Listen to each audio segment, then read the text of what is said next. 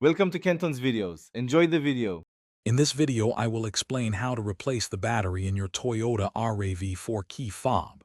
First, ensure you have the correct replacement battery, typically a CR2032 coin cell.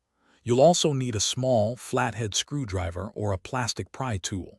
Having these items ready makes the process smooth and quick. This simple task can save you a trip to the dealership and keep your remote working perfectly.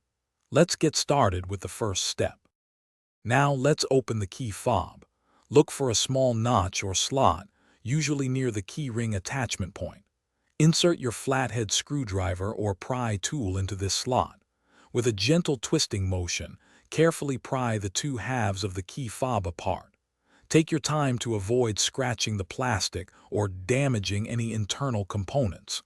Once separated, you'll see the circuit board and the battery. With the key fob open, observe how the old battery is seated, noting which side faces up. This is crucial for correct reinstallation. Gently pry out the old battery from its holder. It might be held by small clips.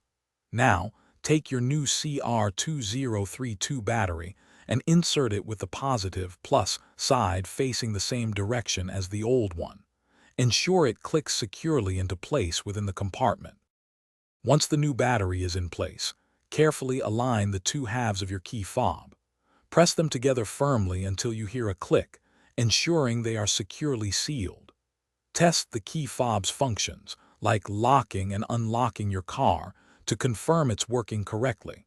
Remember to check the description below for a link to a fantastic book that can truly change how you think about money, as well as other helpful deals. This quick fix will have your key fob operating like new in no time.